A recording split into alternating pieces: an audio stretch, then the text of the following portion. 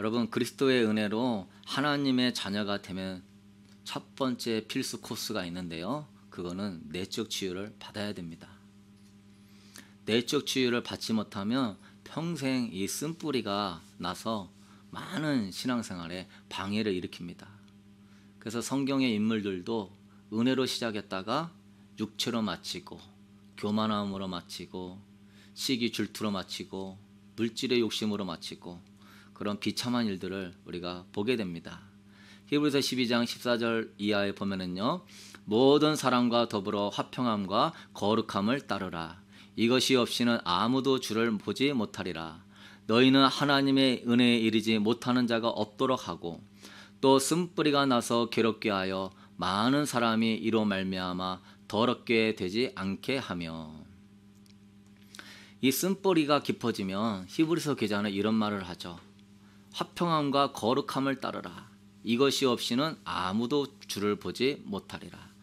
쓴뿌리가 있으면 인간관계에 화평함이 안 되죠.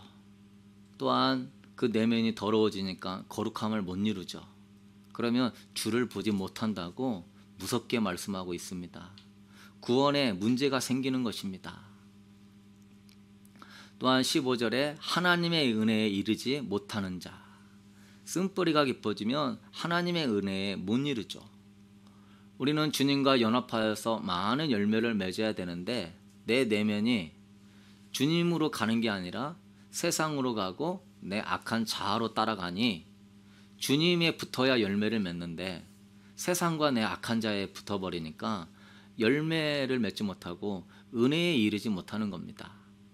여러분의 마음이 주님께로 나아가야 되는데 이 쓴뿌리가 교회 가기 싫고 예배생활 하기 싫고 은혜에서 패하고 싶어지는 것이 그 쓴뿌리의 습성이죠.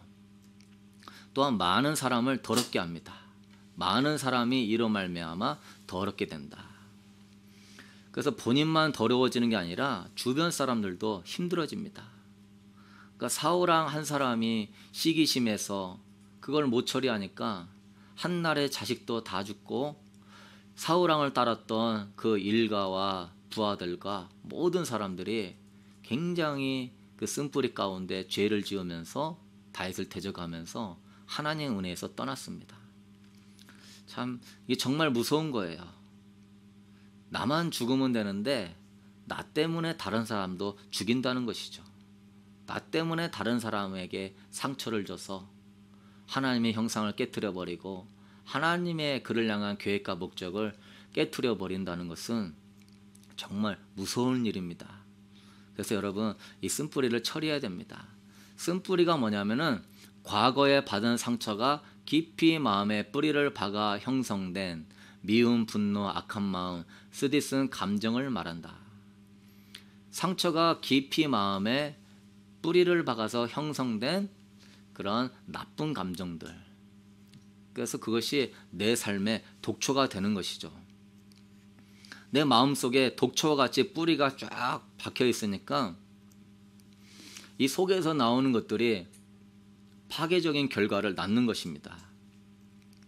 그것이 깊어질수록 더 많은 쓴뿌리의 나쁜 열매들을 맺게 되는 것이죠. 여러분, 평생 우리를 괴롭게 하는 것이 쓴뿌리입니다. 그것은 우리 마음에 무거운 짐입니다. 우리의 삶과 신앙을 파괴하는 아주 나쁜 독초와 같은 것입니다. 주님의 이름으로 다 뽑아낼 수 있게 되기를 축복합니다. 여러분, 우리 인간은 누구나 쓴뿌리가 있습니다. 그 쓴뿌리들이 우리 자아에 영향을 미치거든요. 그게 자아상이라고 그러는데 자아상이라는 것은 자기 자신을 바라보는 생각과 태도, 관점을 말합니다. 그래서 뿌리가 깊게 내린 사람은 자기 자아에 대해서 부정적이죠. 자기 자신을 부정적으로 바라보니까 자기를 못 사랑하죠. 그러니까 자존감이 낮고 자기를 못 사랑하니까 남들도 당연히 나를 사랑하지 않는다, 나를 무시한다 이렇게 받아들이죠. 남이 약간의 무심한 태도로 말을 하거나 대화를 하거나 표정을 짓거나 인사를 안 하거나 이러면은 자존감이 낮은 자아상이 이렇게 그릇되신 분들은 많이 마음에 힘들어하고 괴로워합니다. 그래서 우리가 그런 분들을 이해해 줘야 돼요. 지난날에 받은 상처들 때문에 그런 것이거든요. 우리가 건강한 자아상을 갖는 건 축복입니다. 정서적으로 심리적으로 안정이 되거든요. 건강한 자아상은. 그러면 인간관계, 사회생활, 교회생활 오해도 받고 문제도 있죠. 그렇지만 이 건강한 자아상은 심리적으로 안정되고 편안하다 보니까 툭 털고 일어나게 되는 것입니다. 잠언 23장 7절에 대저 그 마음의 생각이 어떠하면 그 유인도 그러한즉. 자기 마음의 생각이 사람의 됨됨이도 그러한즉. 내 생각, 내 자신을 바라보는 생각이 어떠하냐에 따라서 그 사람의 됨됨이가 결정되는 것입니다. 왜곡된 자아상을 가지고 있으면 스스로 계속 괴롭힘을 본인에게 하는 것이죠. 예를 들어서 너는 뭘 못해, 운동을 못해, 공부를 못해, 그런 부정적인 암시가 상대방에게 각인이 되면은요, 그 사람은 평생 나는 원래 그런 거 못해, 그래서 그걸 안 하려고 합니다. 그 선입관이 상대방으로 하여금 그 일에 대해서 포기해버리도록 만드는 것이죠. 자기가 그런 부정적인 생각이 자기의 됨됨이를 그렇게 만들어낸 거죠. 그래서 사실은 그 사람의 잘못이 아니에요. 그 사람의 삶과 환경에서 형성되어졌던 그런 자아상의 문제가 있는 것이죠. 자아상의 형성의 조건은 첫째, 신체적인 조건입니다. 자신의 신체에 대한 생각, 외모, 건강, 재능, 학벌, 매력. 만약에 어렸을 때 왕따를 당하게 되면 친구들이 피하게 되죠.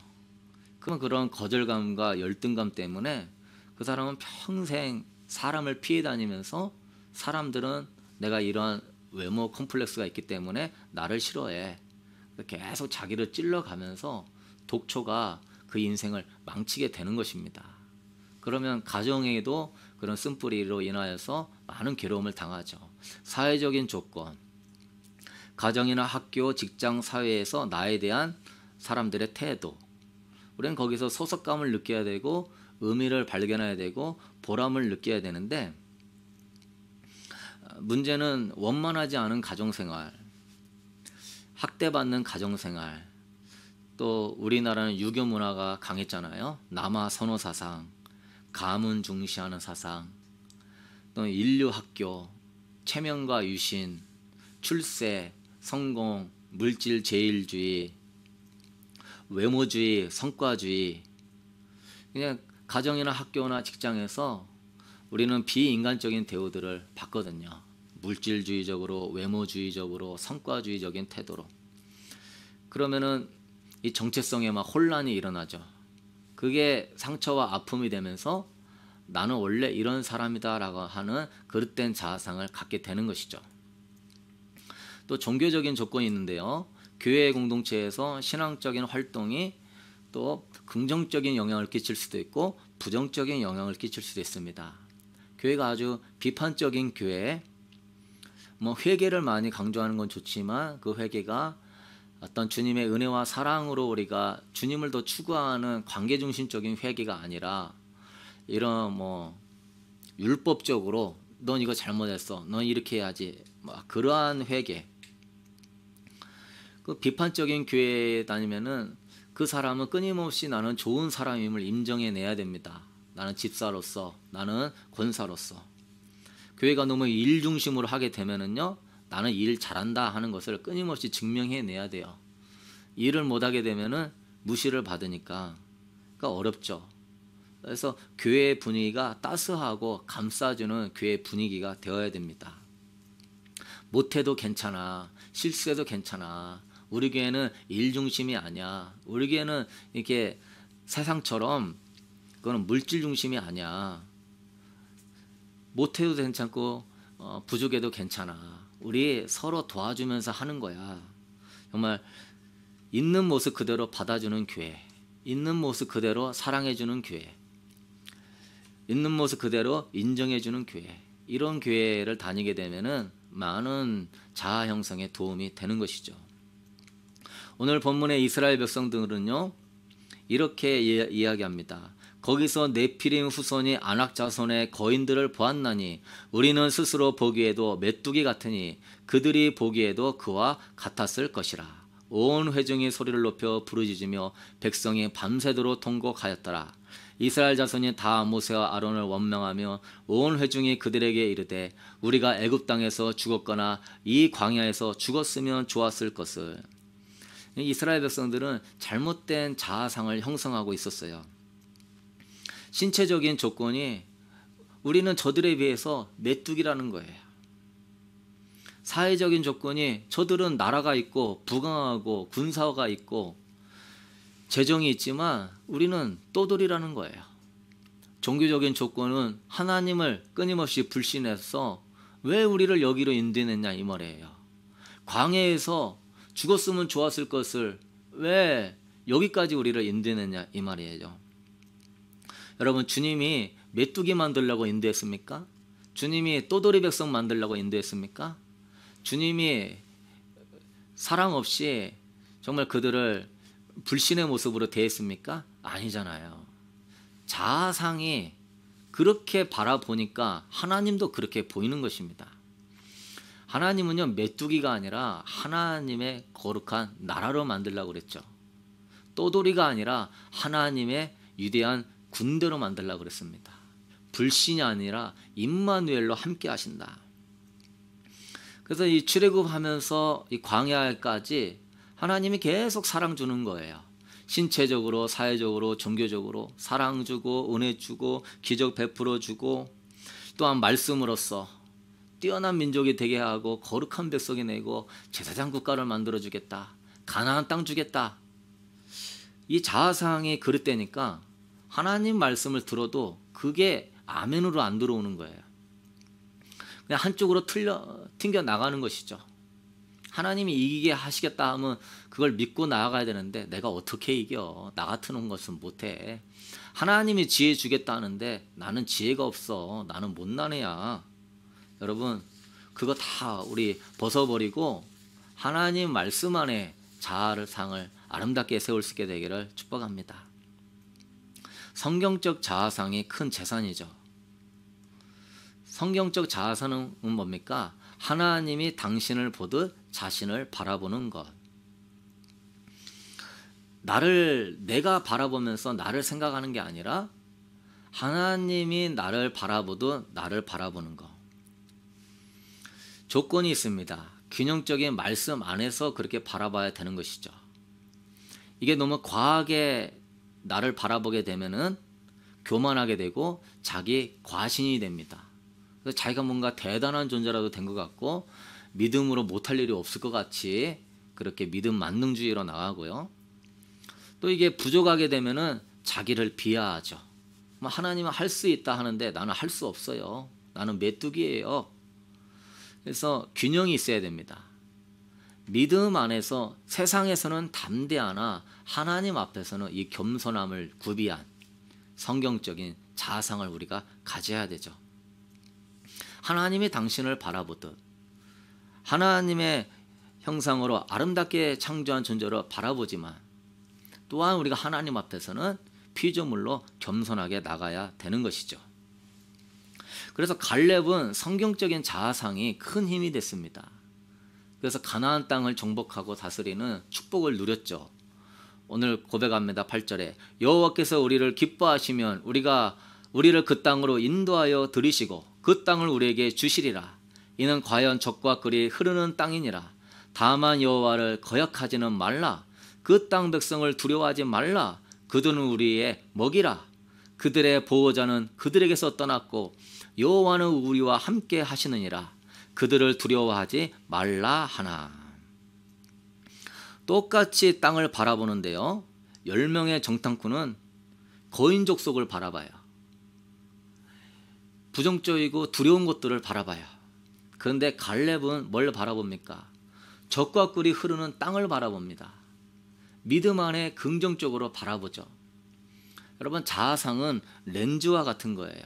안경과 같은 것입니다. 우리가 안경을 쓰고 자신과 세상을 바라보는 거죠. 빨간색 안경을 쓰면 빨갛게 보이고 검정색 안경을 쓰면 검정게 보이죠.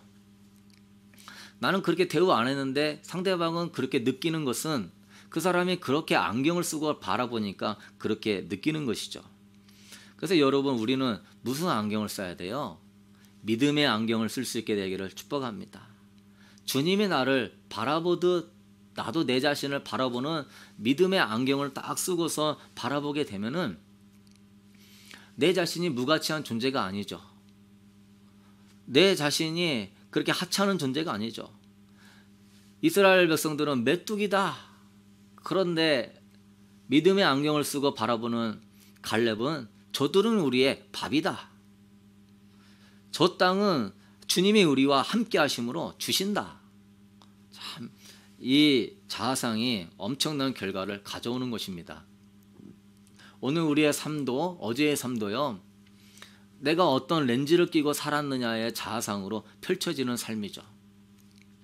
그래서 어떤 분은 자기 자신의 못남과 부족함 때문에 나는 못났어, 나는 아무것도 아니야, 사람들은 나를 존중하지 않아, 사랑하지 않아, 나를 미워해, 이러면서 이건 다 기분병이거든요. 기분이 우울해지고 그러면 초조해지고 불안해지게 되고, 그래서 끊임없이 남들한테 인정받고 싶어가지고 착한 병에 걸려가지고 착하게 보이고 또 괜찮은 사람처럼 보이려고 하고, 그러다 보니까 더 스트레스 받고 자기를 막 억압하고 자기를 완전히 가둬놓는 사람, 그 열등감으로 거절감으로 가둬놓는 사람을 되도록 만드는 것입니다.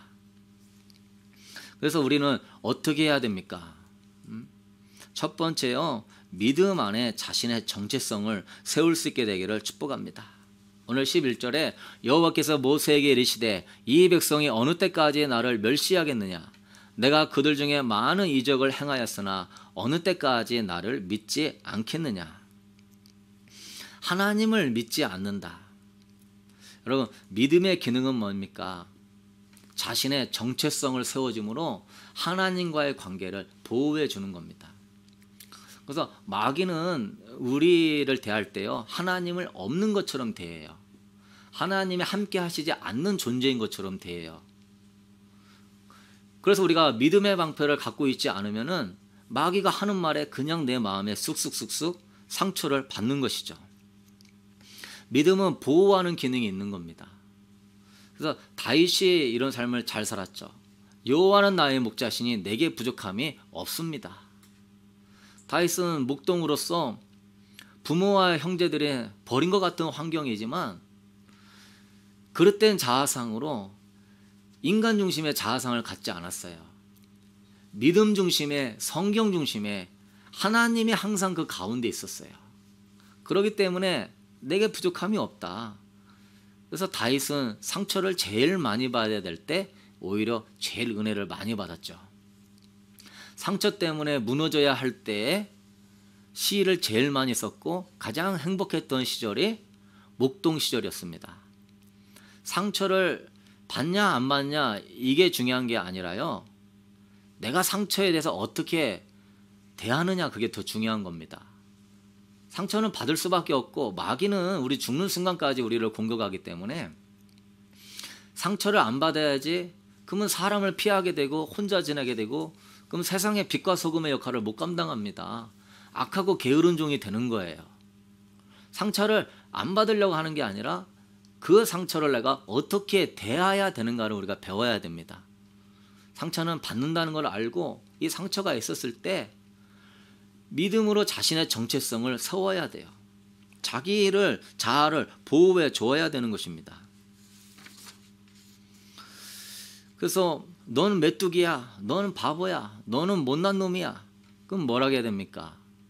나는 하나님의 사랑받는 자녀야. 저들은 고인족 속이야. 아니야, 저들은 믿음 안에 우리의 밥이야. 넌 잘난 게 하나도 없어. 너는 못생겼고 사람들은 널 싫어해. 아니야, 하나님의 형상을 받은 나는 존귀한 자야. 여러분 예수의 이름으로 쫓아버리고 믿음으로 여러분의 자아를 복음으로 보호해주고 격려해줄 수 있게 되기를 축복합니다. 이건 영적 싸움인 거예요. 나의 정체성, 나의 본질을 무너뜨리게 하는 영적 싸움이기 때문에 내가 내 마음의 댐문을 활짝 열어버리게 되면은 계속 공격받고 나는 인생의 슬럼프에 빠지는 겁니다. 전혀 일어날 수 없는 것이죠. 아무리 힘들고 어려워도 신실하신 주님이 여러분을 포기하지 않으시는 줄로 믿습니다. 지치지 않는 사랑으로 나를 보듬어 가시는 것이죠. 그래서 예수의 이름으로 그 어둠의 말, 그런 감정은요 바로 쫓아버리세요. 그 소리에 귀 기울이지 마시고 하나님의 소리에 귀 기울일 수 있게 되기를 축복합니다. 하나님의 말씀에만 귀를 기울이세요. 여러분 누가 뭐라고 해도 주님은 십자가에 죽기까지 여러분을 사랑하신 분입니다. 내가 있다는 것 자체만으로도 주님은 나를 사랑하시는 분이에요. 죄인인 가운데 있으면서도 그래도 나를 사랑하시는 분이에요. 그래서 여러분 이거를 훈련하십시오. 이 왜곡된 정체성을 성경적 사고로 바꾸는 이 생각 훈련을 계속 해야 됩니다.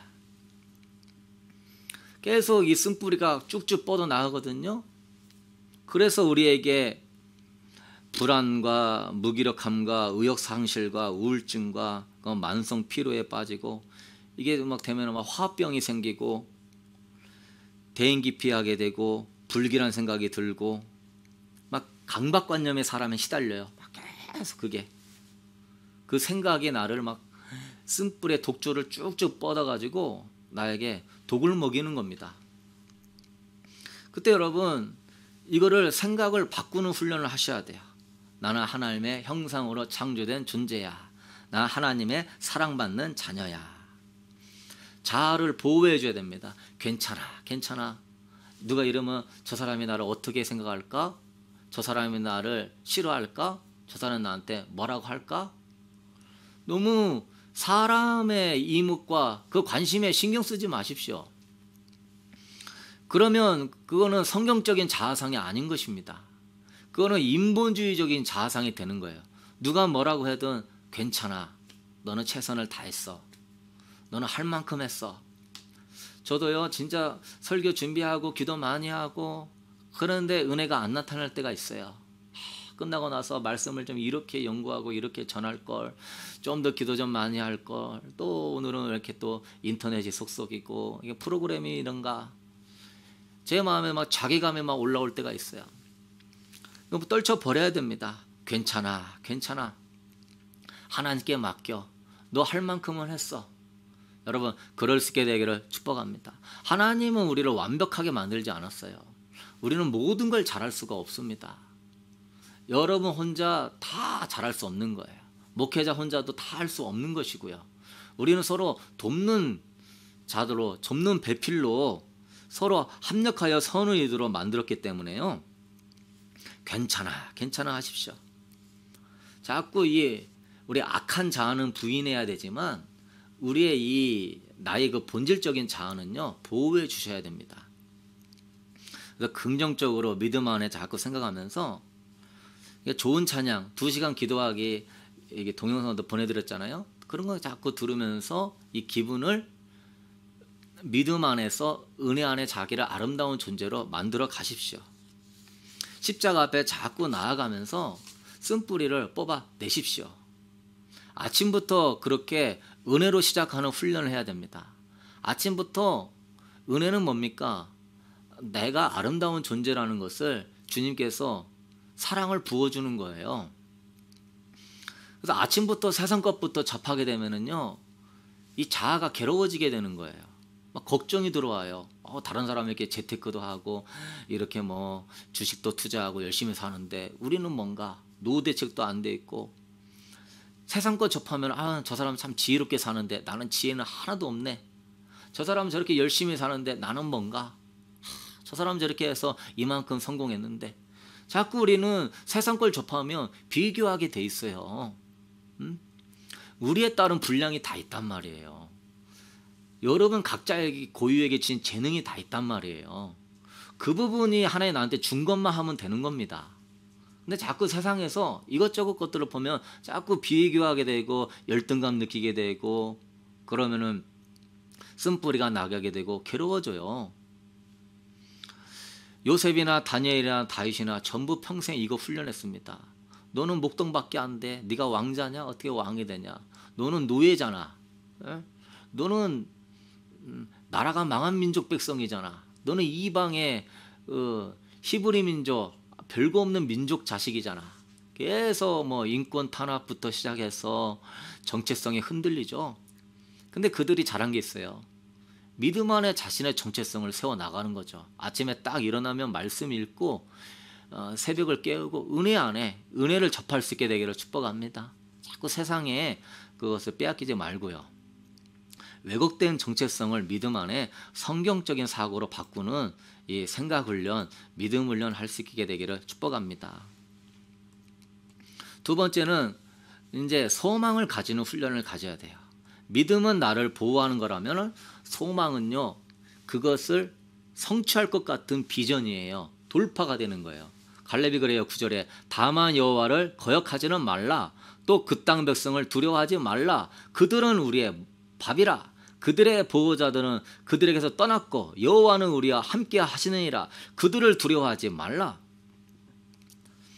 똑같이 보고 왔는데 갈렙에게는 뭐가 있냐면은 그 안에 소망이 있는 거예요. 소망은 뭡니까?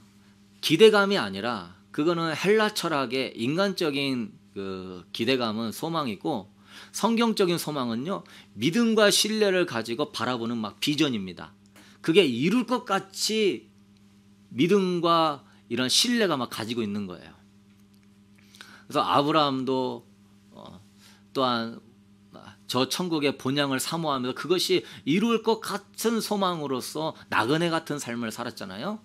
하나님이 가나안 땅도요, 그것을 성취할 것 같은 그러한 소망이 막 올라오기를 원하는 거죠. 그러니까 시편에 다윗도 그럽니다. 나의 영혼아 잠잠히 하나님만 바라라. 잠잠히 있어라. 너 안에서 그 막 세상적으로 너의 그 자아상, 너를 힘들게 하는 그 마음들 내려놔라. 잠잠히 있어라. 그리고 너는 하나님만 바라봐라. 믿음을 가지고 하나님만 바라봐라. 그러면 그 안에서 뭐가 나오는도다? 소망이 나오는도다. 그러니까 믿음을 계속적으로 키워나가게 되면은 소망이 크게 자라나죠. 막 성장하죠. 그래서 저도 믿습니다. 이런 신앙은 그냥 내 마음을 보호하는 정도예요. 근데 그거 믿음을 진짜 이루어질 것 같은 바램으로 가져가게 되면 막 소망이 들어오거든요. 그래서 이 소망은 뭐냐면은 천국을 가져오는 능력입니다. 고린도서 3장에 위의 것을 찾으라. 땅의 것을 바라보지 말고 위의 것을 찾으라. 예수 그렇게 해서 하나님 보좌 우편에 앉으셨느니라. 위의 것을 막 찾는 소망이죠. 그러니까 천국을 막 끌어내는 거예요. 위의 것의 능력을 끌어내리는 거예요. 그러니까 내 삶에 천국이 일어나는 거예요. 그래서 이게 소망이 넘치면 초대교회 성도들이 죽음도 두려워하지 않습니다. 왜? 천국이 임해버렸으니까. 그래서 소망이 충만하면 오늘 하루의 삶이 그냥 너무 행복한 삶이 되는 거예요. 왜? 천국이 내 안에 임해버렸으니까. 그러니까 막 감사와 찬양이 넘쳐나게 되는 것이죠. 그래서 우리는 부르심의 소망이 있어요. 에베소 1장 18절에 너희 마음의 눈을 밝히사 그의 부르심의 소망이 무엇이며. 우리를 무엇으로 불렀습니까? 이 땅에 하나님의 나라를 펼치는 하나님의 사람으로 불렀죠. 하나님의 군대입니다. 하나님의 실존을 보여주는 하나님의 나라인 거예요. 내가 곧 하나님의 나라라니까요. 그게 우리의 소망이에요. 바리새인이 하나님의 나라가 언제 임하냐 그러니까 여기 있다 저기 있다가 아니라 너의 마음 안에 있느니라. 이 소망이 충만한 사람은 이 안에서 하나님의 나라가 막 펼쳐지죠. 그러니까 이 사람은 하나님과 동행하는 사람이 되는 거예요. 이 자리까지 돌파할 수 있게 되기를 축복합니다. 그래서 예수님이 명절 큰 날에 목마르거든 내게로 와서 마시라. 그 배에서 생수의 강이 흘러나오리라. 주님을 향한 믿는 자는 그 믿음을 계속 키워나가게 되면은 소망이 넘쳐나므로 목마름이 막 넘쳐나죠. 진짜 그것이 이루어질 거라고 하는 비전이 넘쳐나죠. 우리가 이걸 가야 돼요. 말씀의 은혜 받잖아요. 그 말씀의 씨앗이 뿌리가 깊이 내릴 수 있을 때까지 생수의 강을 너에게 주신다. 하나님이 너에게 치유자다. 하나님이 너의 목자다. 그러면 그것을 머리의 믿음이 아니라 이 마음의 비전으로 이루어가는 막 소망까지 들어가도록 계속 내 마음에 하나님을 향한 소망을 막 붙잡아야 됩니다. 그러면 그것이 생수의 강이 흘러나는 역사가 일어나는 것이죠. 그래서 믿음이 소망으로 발전되고 마지막으로는요, 사랑으로 결정을 이루어야 돼요. 사랑 안에 치유를 받으라. 이게 너무나 중요한데요. 사울이 믿음도 대단한 사람이에요. 소망도 커가지고 주변 나라가 쳐들어왔을 때 하나님의 능력으로 다 물리쳤습니다. 근데 치유가 아직 덜 돼 있어요. 그러니까 믿음과 소망이 나의 정체성을 세우고 나를 이렇게 빚어가는 건 좋은데 내 안에 여전히 불순물이 있습니다. 내가 그러한 그릇된 자아상보다 성경적인 자아상을 가져가니까 이겨나가기는 하는데 아직 그릇된 자아상이 치유가 안 돼 있어요. 그게 아직 은혜가 있으면 이기는 것 같아도 내면적으로는 가지고 있단 말이죠. 그러니까 여인들이 두들며 노래하며 이르되 사울이 죽인 자는 천천히요 다윗은 만만이로다 한지라. 사울이 그 말에 불쾌하여 심히 노하여 이르되 다윗에게는 만만을 돌리고 내게는 천천만 돌리니 그가 더 얻을 것이 나라 말고 무엇이냐. 그날 후로 사울이 다윗을 주목하였더라. 그 이튿날 하나님께서 부리시는 악령이 사울에게 힘있게 내리매. 믿음과 소망이 대단해서 왕까지 하나님이 세웠어도요, 아직 처리되지 못하는 그런 불순물이 남아 있었어요. 그래서 악령이 힘있게 내림에 그가 인생을 쓴뿌리를 뻗치는 삶을 통하여서 가문과 가족들까지 다 멸망시키는 불행한 삶을 살았죠. 제가 학생부 전도사 시절에 중학교 때부터 가르쳤던 아주 성실하고 착한 학생이 있어요. 토요일마다 토요 학생 예배 드리면은 거의 한 번도 안 빠지고 계속 참여하고, 또 한 달에 한 번씩 그 시골에서 전도 나가면 마을 회관마다 돌아다녀서 전도했거든요. 그러면 그 더운 날에도 그 시골 논길 다 전도사인 저랑 같이 돌아다니면서 전도하고, 또 크리스마스 때 되면은 공연도 준비해가지고 마을 회관마다 어르신한테 공연도 보여드리고 또 교회도 초청하고, 그 청년은 참 드럼 연습도 많이 해가지고 토요 예배, 주일 예배, 주일 오후 예배까지 봉사를 빠짐없이 했습니다. 그런데 가정에 어려운 일이 생겼어요. 그 어머니가 그 이단에 빠져버리게 된 것이죠. 이 청년이 하나님 사랑하고 신앙이 좋았고 믿음이 좋았던 청년인데 제가 잘 많이 붙잡아줬어요. 그래서 주일 예배, 주일 오후 예배 나오고 그렇게 나오다가 한 2달 되니까 주일 오후 예배를 안 나오고 또 토요 예배를 안 나오고 주일 예배만 나오다가 점점 신앙이 식어가지고 교회를 안 나오게 됐습니다. 그래서 제가 찾아가서 권면해주고 기도해 주는데 전혀 들어가지가 않아요. 그 친구 마음에 하나님이 나를 사랑하시면 어떻게 우리 엄마를 이단에 있게 만드냐, 우리 가족을 왜 이렇게 만드냐, 하나님이 나를 이렇게 만들었다가는 그러한 편견에 빠져가지고 원망불평이 막 올라오는 거예요. 그래서 그 친구 공부도 잘했는데 대학교도 안 가고 아주 위험한 특수부대 갔다가 지금은 배 타고 원앙어선 타고 있습니다. 그런 것들에 믿음과 소망이 대단한 친구고 헌신도 대단했는데 결정적으로 정말 힘든 부분들이 딱 왔을 때요, 우리 인간은 거기서 무너지는 것이 인간의 마음이에요. 그래서 교회를 떠난 사람들도 많고요. 슬럼프에 갇힌 사람도 많죠. 그 생각에 갇혀 있어가지고 헤어나오지 못합니다. 왜 하나님이 그렇게 했어? 왜 하나님이 나를 이렇게 대우해? 왜 하나님이 나한테 이렇게 해? 여러분, 근본적인 치유가 필요합니다. 내가 믿은 소망이 대단한 것 같아도요, 여전히 내 안에 내면에 아이가 있음을 발견해야 되는 것입니다. 목회자인 저도 있고요, 신앙에 대단한 은사 능력 많은 사람도 다 있습니다.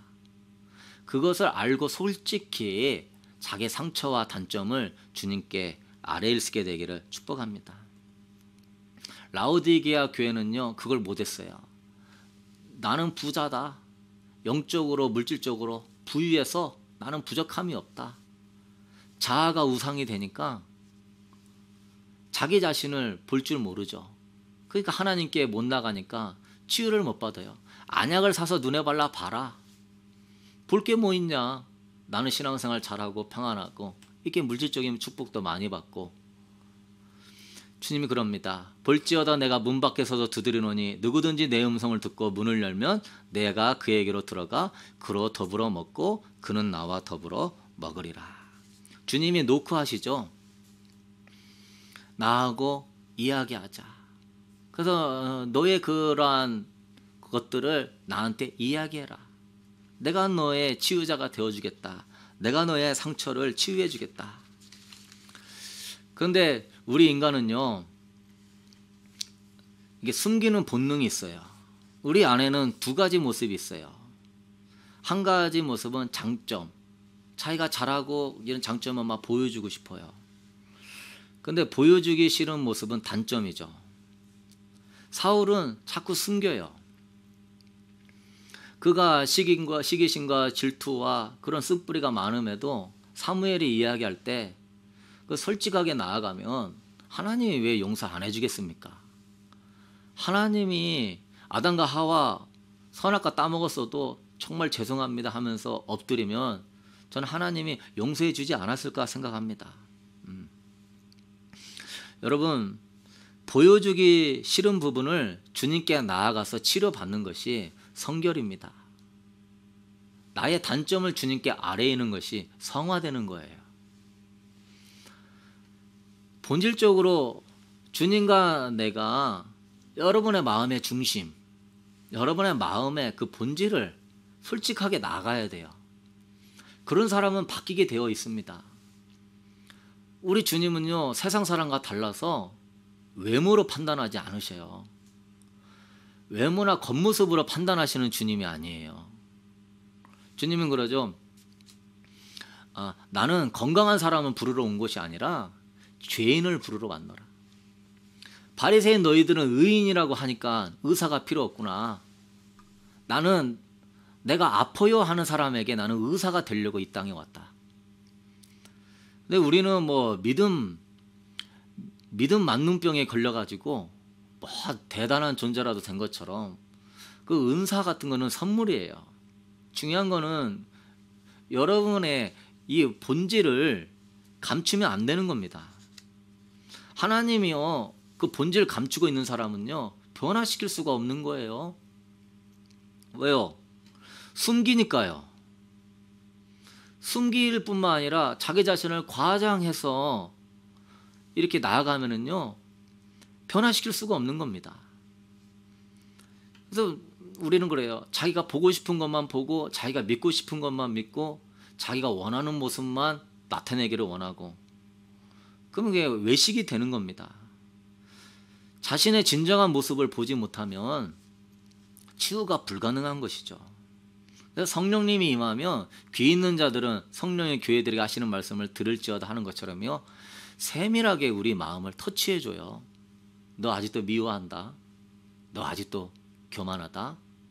아직도 이 부분에 자아가 강하다. 그거를 막 책망하고 멸시하듯이 하지 않습니다. 부드럽게 하셔요.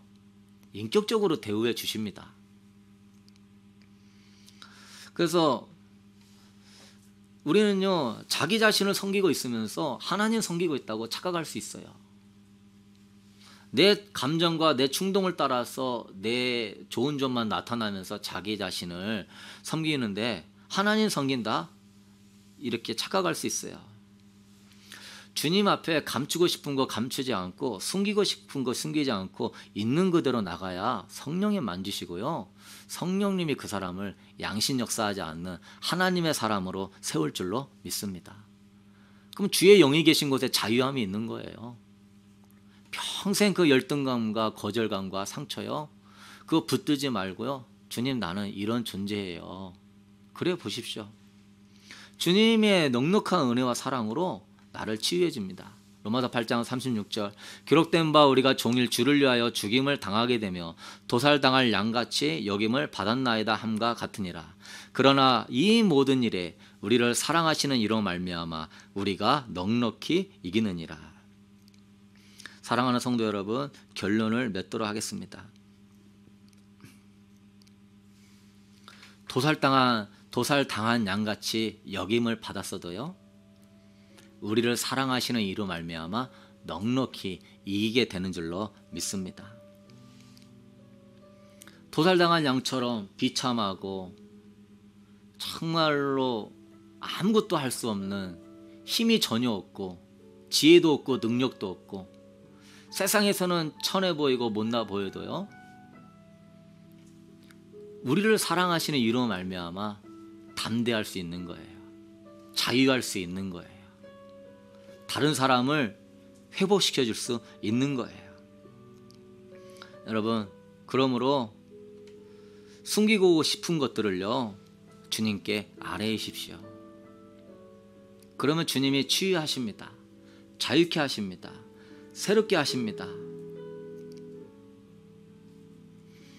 여러분, 나의 나된 것은요, 하나님의 은혜로 되는 거예요. 나의 열심과 노력으로 되는 게 아니라, 열심과 노력이 주님 중심이 아니면요, 자기 의밖에 안 나오는 겁니다. 나 이렇게 했다는 거예요. 내가 얼마나 열심히 해가지고서 내가 이만큼 이뤘고 얼마나 내가 많이 바뀐지 모른다고. 그 하나도 안 바뀐 겁니다. 자기 의가 더 충만해지게 된 것뿐이에요. 사도 바울이 그럽니다. 나는 사도 중에 가장 작은 자라. 나는 하나님의 교회를 박해하였으므로 사도라 칭함받기를 감당하지 못할 자니라. 사도 바울은 솔직합니다. 이 교회에 서신서를 보내는데 고린도 교회부터 해서 갈라디아 많은 교회들이 바울은 사도권이 없다고 공격했어요. 예수님의 제자가 솔직히 같이 다녔던 제자는 아니잖아요.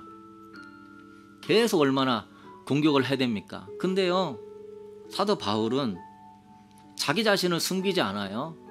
난 사도 중에 가장 작은 자가 맞습니다. 나는 하나님의 교회를 박해하였으므로 사도라 칭함받기를 감당하지 못할 자입니다.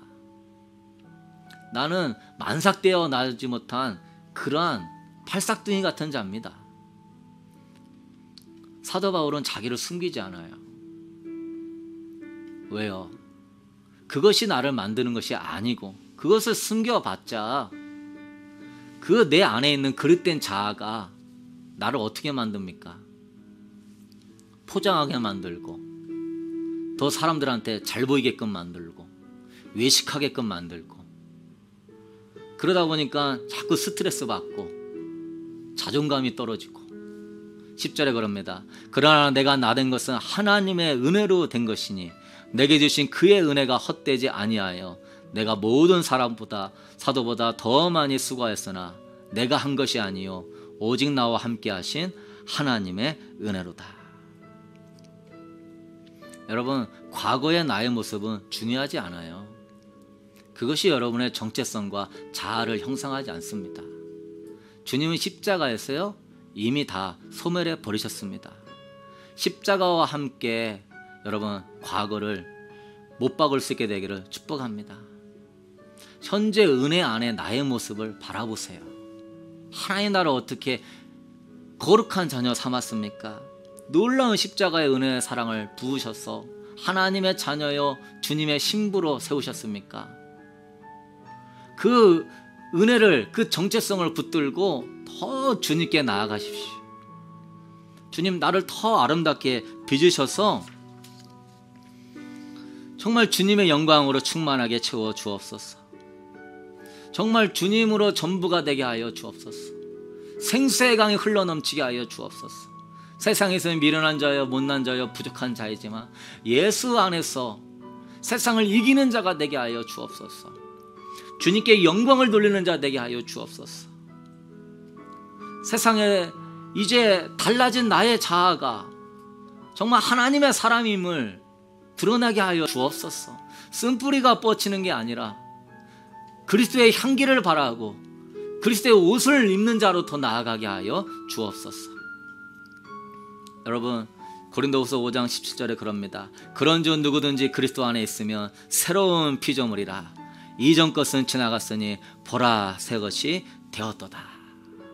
여러분 이것이 우리의 정체성입니다. 그것이 우리 안에 은혜 안에 우리의 자아상입니다. 그래서 뒤에 있는 것들은 잊어버리고 표대를 향하여서 그 은혜가 나를 만들어감을 기억하며 늘 은혜의 자리에서 자유할 수 있게 되기를 축복합니다. 상처에 매이지 마시고 하나님의 기쁨이 되는 하나님의 사람, 아름다운 주님의 신부가 되기를 축복합니다. 내면의 어린아이에 자꾸 반응하며 마귀만 역사합니다. 지워버리십시오. 잊어버리십시오. 새로운 피조물임을 자신의 정체성을 선포하고 하나님이 그렇게 나를 만들어 가시고 생수의 강이 흘러넘도록 빚어가시는 주님의 제자들 다 부족했습니다. 그러나 그 표대를 향하여 나아가십시오. 영광스러운 하나님의 임재 은혜가 여러분의 삶과 가정과 많은 하나님의 역사를 위대한 역사로 바꾸게 하실 줄로 믿습니다.